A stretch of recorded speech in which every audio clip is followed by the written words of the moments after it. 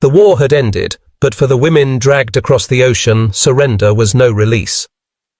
They arrived in the US not as guests, but as captives. Nurses who had once worked in makeshift hospitals under bombed-out roofs now herded through barbed gates with numbers stitched to their sleeves. The Americans called them prisoners of war, though many whispered they were little more than shadows of the Reich's collapse.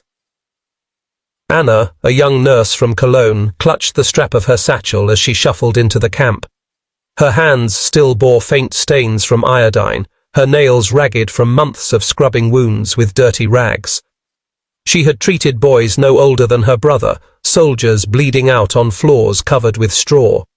And she had watched them die, one after another, when there was nothing left to give. Now she stood staring at the American infirmary, a squat wooden building near the center of camp. Its windows gleamed with glass unbroken by bombs. Curtains hung in neat folds. Outside, a Red Cross flag flapped lazily in the summer breeze. The guard gestured brusquely. "You, nurse, in there." His English was halting, but the meaning clear. Anna hesitated, her chest tightening. In Germany, nurses had been tools of the Reich, pressed into service until their hands shook and their hearts broke. Here? She expected humiliation, perhaps punishment disguised as work. She braced herself for filth, for mockery, for wounded men groaning unattended. But when she stepped through the doors, the air itself startled her. It smelled clean. Not the sour tang of infection or the heavy reek of blood, but soap, antiseptic, faint traces of fresh linen. Sunlight streamed through polished panes, glinting on metal trays laid out in orderly rows. Cots stood aligned, each with crisp sheets. Buckets of water steamed in corners, not for desperate scrubbing, but for sterilization. Anna froze. Behind her, Marta, another nurse, gasped audibly. Elsa, the eldest, crossed herself instinctively. An American medic glanced up from a table where he rolled bandages. His sleeves were neatly cuffed, his hands gloved. He nodded once, expression neutral, and returned to his task. No jeers, no sneers, just work. The women exchanged bewildered looks. "Is this a hospital?" Marta whispered in German. "Of course it is," Elsa murmured, though her eyes shone with disbelief. "But I have not seen one like this since before the war." A guard nudged them forward. "Help, work." Anna stepped hesitantly toward a stack of linens. Her hands trembled as she touched the fabric. It was soft, white, untouched by grime. She lifted one to her face and inhaled. The scent of soap nearly undid her. Memories flooded back. Germany, winter of 1944. She had knelt beside a boy of 19, his leg torn open by shrapnel. They had no bandages, only strips torn from his own uniform. She had pressed cloth thick with dirt and blood against the wound, whispering apologies as infection set in. He had died before dawn, delirious with fever. She had held his hand, whispering a hymn, while flies buzzed in the cold. Now, here, she held linen so clean it seemed sacramental. "Take to Ward 2, the medic instructed. His accent was flat, words clipped but not unkind. Anna obeyed. She followed the corridor, her boots clicking on floors scrubbed so thoroughly they gleamed faintly. She pushed open a door, and her breath caught. Rows of cots lined the ward. On them lay wounded men, not only Americans but Germans. She recognized the grey uniforms, the gaunt faces, the hollow eyes of men captured from the same front lines she had served. Yet their wounds were wrapped in clean bandages, their heads rested on pillows, their bodies covered by blankets. She staggered. They treat them?" A soldier with his arm in a cut, sling stirred, blinking at her. His lips cracked into a faint smile. "Sister," he rasped in German. "Do you see? They do not let us rot. They mend us." Anna's knees weakened. She gripped the cot frame for balance, her heart pounding. Behind her, Marta entered carrying a tray. She nearly dropped it when she saw an American nurse bending over a German prisoner, checking his pulse with gentle fingers.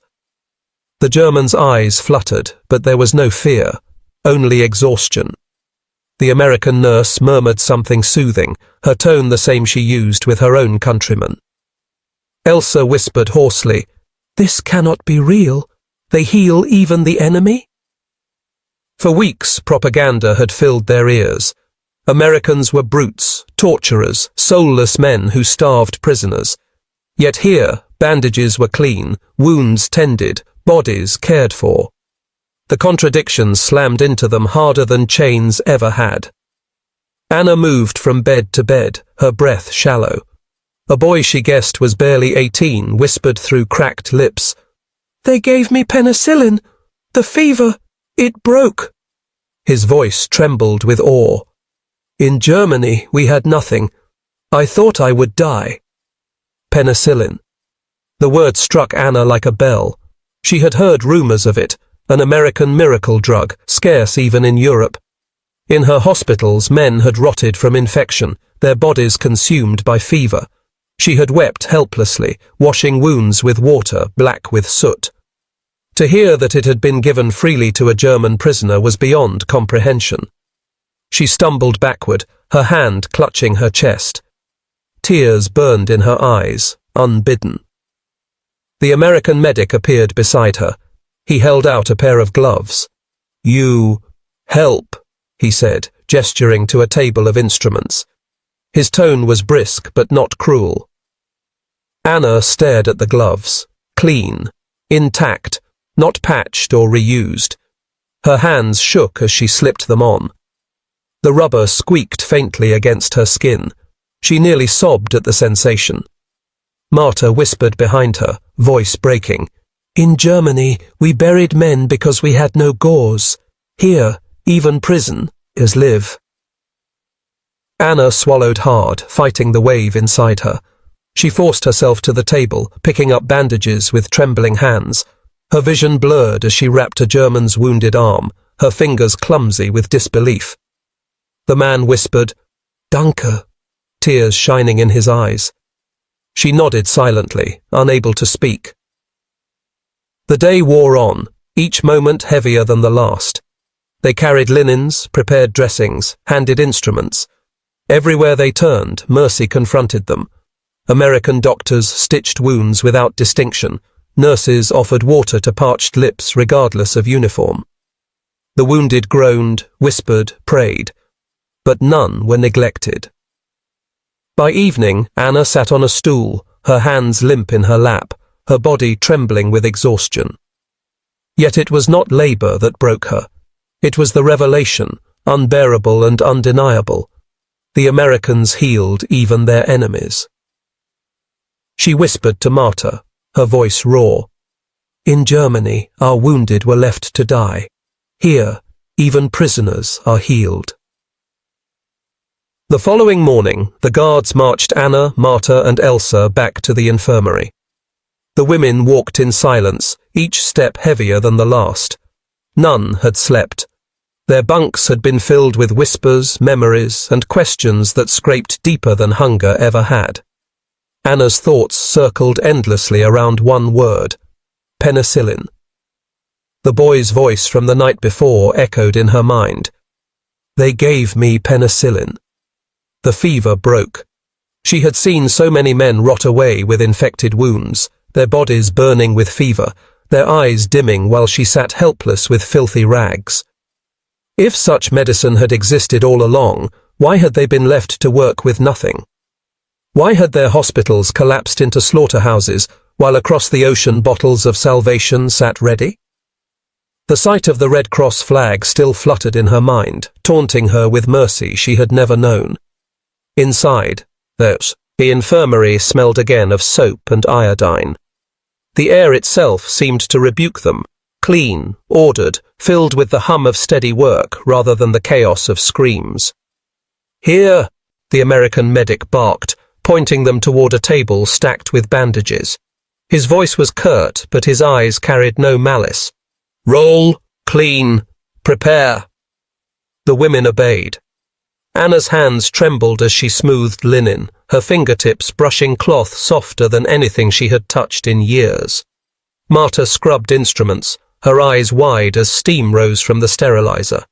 Elsa carried a tray of gauze, whispering prayers under her breath. They watched as doctors moved briskly among the cots. A man in a white coat leaned over a wounded German, speaking English softly as he stitched the soldier's arm. An American nurse dabbed sweat from the German's brow, humming under her breath as though he were her own kin. The women exchanged stunned glances. "In Germany," Marta whispered hoarsely, "we stitched wounds with needles reused 100 times, rusty and bent. Here, even prisoners receive fresh thread." Elsa shook her head. "I do not understand. Why waste such supplies on enemies? Why give us what our own leaders denied?" Anna swallowed hard. "Because perhaps they do not see enemies. Perhaps they see men." Her words hung heavy in the air. Later that afternoon, Anna was handed a basin and told to assist at a bedside. The patient was German, a gaunt boy with sunken eyes and a chest wound swathed in blood-stained cloth. He groaned softly, his lips parched. "Water," the doctor ordered. Anna froze. Was the command meant for her? The doctor looked up, meeting her gaze, and repeated firmly, "Water." She obeyed. She held the cup to the boy's lips. He drank greedily, tears spilling down his cheeks as he whispered, "Danke, Schwester." Anna's throat tightened. She glanced at the doctor, expecting rebuke. Instead, he gave a short nod. "Good, again." She poured another sip, her hand trembling so violently water splashed onto the boy's chin. She wiped it with the edge of a clean cloth, so clean she could see the weave of its fibers, and nearly broke into sobs.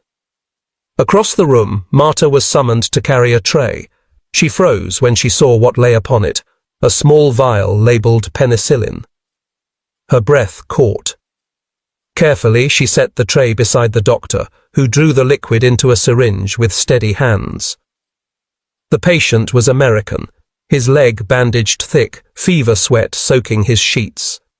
Marta expected the doctor to shield the medicine, to guard it jealously. Instead, he gestured calmly for her to hold the soldier's arm steady as he injected. She obeyed, her hands trembling. The sight of the golden liquid disappearing beneath skin undid her. She bit her lip until it bled, remembering the men she had buried who might have lived had she held such a vial in her hand. When it was over, she staggered backward, clutching her chest. She whispered to Elsa, "Do you see? They do not ration it only for their own. They use it freely. I cannot bear it. I cannot."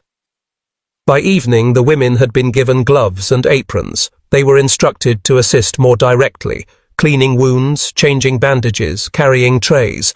Each task confronted them with contradictions sharper than knives. One moment, Elsa stood beside an American nurse as they bound a German's fractured leg with fresh splints. The next, she found herself holding a lamp while a doctor stitched an American's scalp. There was no separation, no distinction. Enemy and ally alike lay side by side, treated with equal care. Elsa whispered shakily, "Our pastors told us Americans were beasts, yet here they heal without question." Anna answered bitterly, "Perhaps our pastors were blind." She had been helping clean a wound on a prisoner's abdomen when she saw the doctor reach again for penicillin. The prisoner, German, whispered through tears of pain, "I thought I would die. Why do they save me?" The words struck Marta like a hammer. She dropped the cloth, pressed both hands to her face, and wept openly. Her shoulders shook with the force of it. The room hushed, American nurses pausing, guards glancing over. But no rebuke came.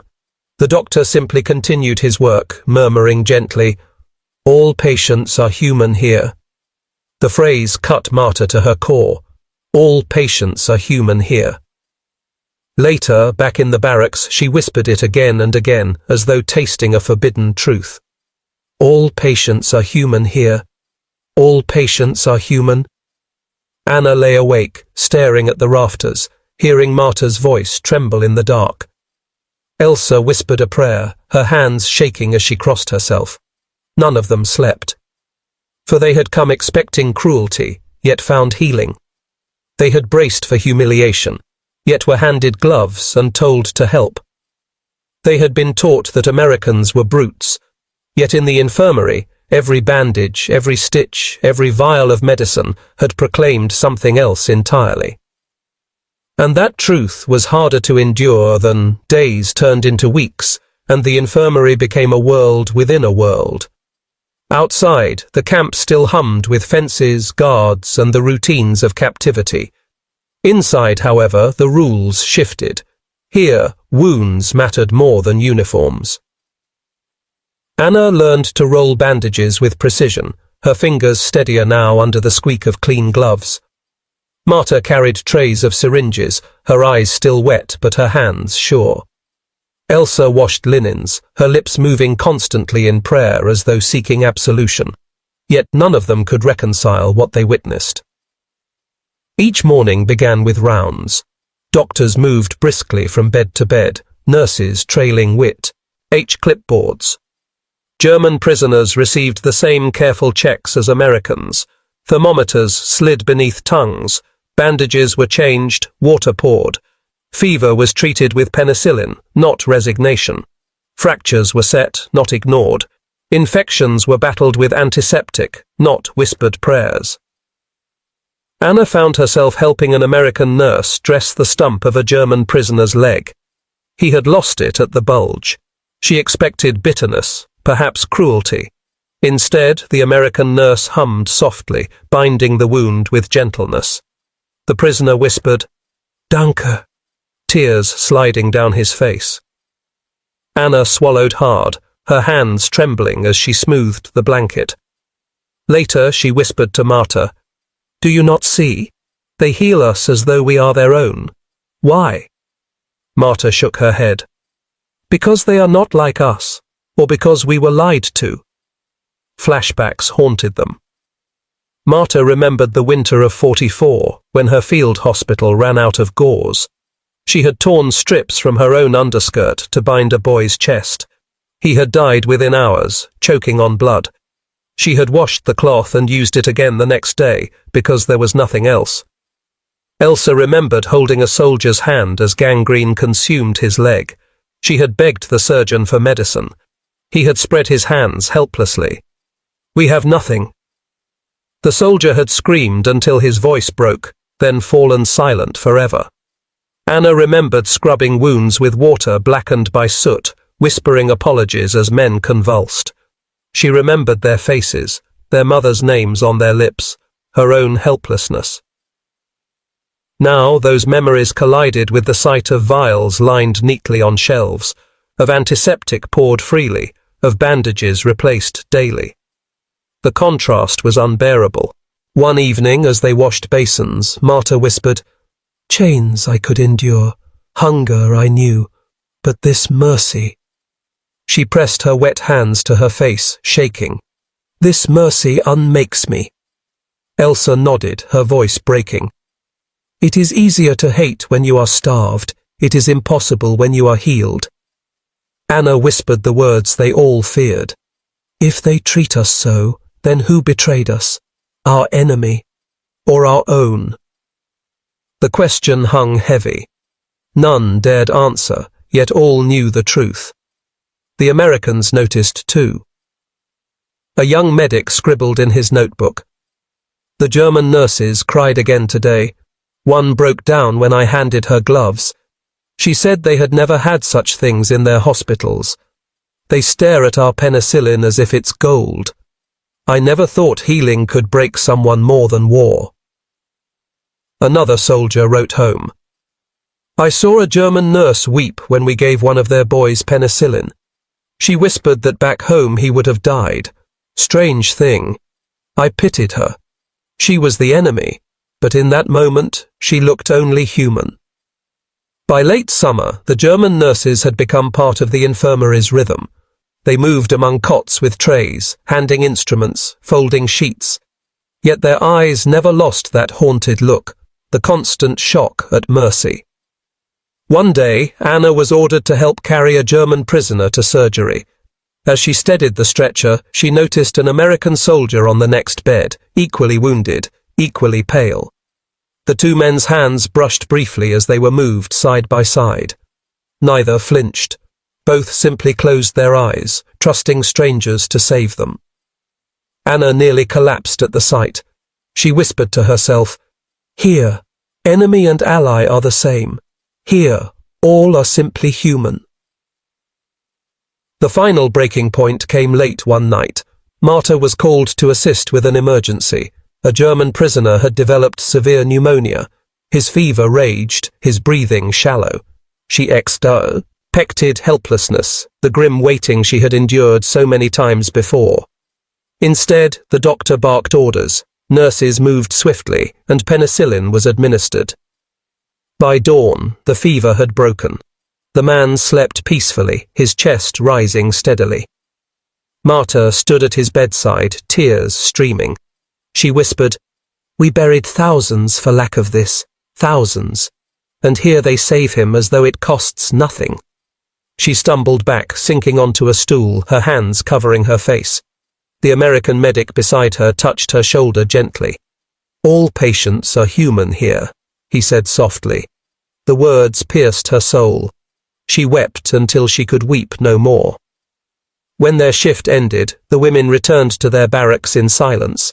The camp around them seemed greyer, harsher, after the light of the infirmary.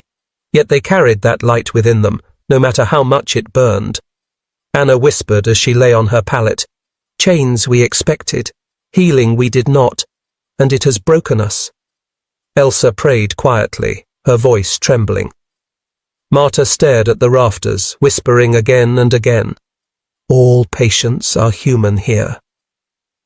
None of them would ever forget. Decades later, when the women were old and frail, their memories still returned to those wards. Interviewers asked them about captivity, about hunger, about fences. They shook their heads and said softly, "No, it was the infirmary that broke us. We expected cruelty. We found mercy, and that mercy undid everything we had believed." One added with tears in her eyes, "Chains can bind the body, healing binds the soul, and once bound by mercy, we could never go back to hate